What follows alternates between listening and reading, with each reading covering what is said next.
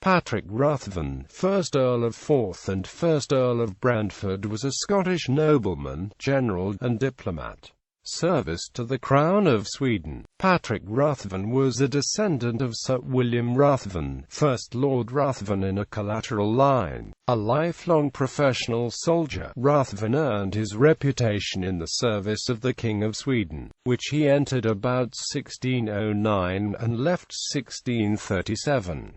He had been forced into exile to retain his family name, which had been outlawed in Scotland by Act of Parliament in 1600. As a negotiator, he was very useful to Gustavus Adolphus because of his ability to drink immeasurably and preserve his understanding to the last, and he also won fame on the field of battle. By 1621 Ruthven served as colonel for the Småland infantry regiment with which he campaigned in Livonia. He took as his second-in-command Alexander Leslie, later promoted field marshal and one of Ruthven's opponents in the English Civil War. Ruthven was one of 4 Scottish colonels to be knighted by Gustav II Adolf of Sweden in 1627, the others being Alexander Leslie, David Drummond and John Hepburn. His service in the 30 Years' War was impressive. He became governor of Ulm in 1632 and is promoted to Major General the same year. The following year Ruthven campaigned along the Danube where he captured a number of Bavarian horse outside Urbach, which earned him his promotion to lieutenant general. He thereafter campaigned as second-in-command to the Swedish Field Marshal Johan van Eekhuitar, campaigning along the Rhine throughout 1634 and 1635. He was given a large share of the credit for the routing of the Saxon general, Wolfgang Baudissin at Domitz, where some 2,500 of the prisoners he took were pressed into the Swedish army. However, all was not well between Ruthven and van Eekhuitar. The latter accused him of negligence at Halle in 1636. Ruthven thereafter returned to Scotland on a recruiting trip, but having made up his mind to quit Swedish service. Although Ruthven remained on the Swedish payroll for another year, he travelled home via France, where he claimed he was offered a field marshal's baton by Louis XIII. Although he never served in this capacity, the rank appears on his English certificate of elevation to the nobility. Service to the King of Great Britain. With the outbreak of the Bishops' Wars in Scotland in 1639, Ruthven offered his services to Charles I.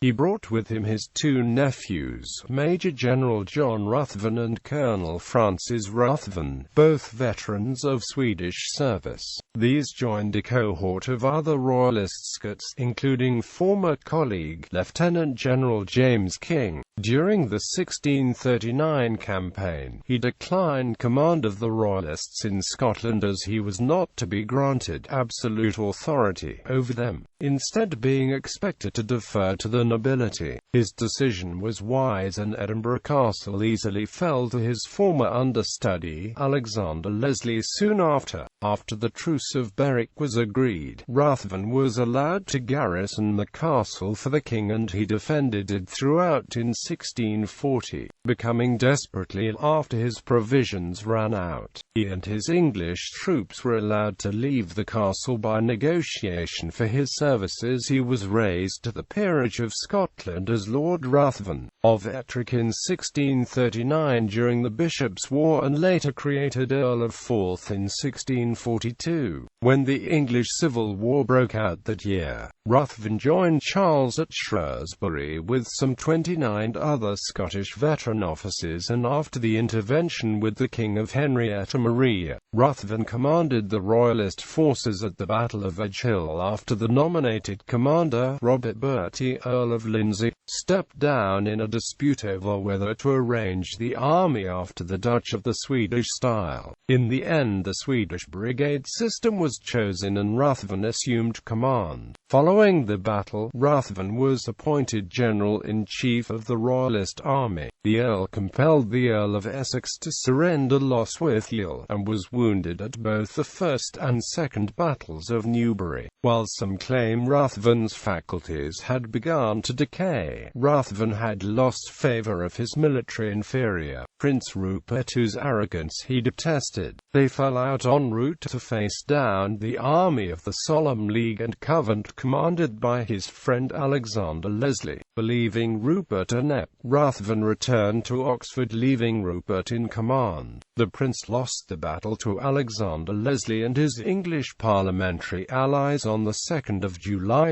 1644. Ruthven thereafter served as Chamberlain to the Prince of Wales, having finally given up field service. Ruthven still maintained correspondence with Axel Oxenstierna, the Regent and Chancellor of Sweden. He visited Sweden on a mission for Charles II to raise military support for the planned Montrosian expedition to Scotland, using the social capital he had built up in Sweden over the years. Ruthven entered into negotiations with Queen Christina and managed to raise and offer Cicadra, money and guns for delivery to Royalists in Scotland and Ireland. These were squandered as Charles II withdrew his support for the Montrosians, effectively offering him up as a sacrificial lamb to the Covenanters in Scotland in return for the support. Dejected, Ruthven and King turned their back on the Royalist cause. Although it is often claimed that Ruthven died at Dundee on the 2nd of February 1651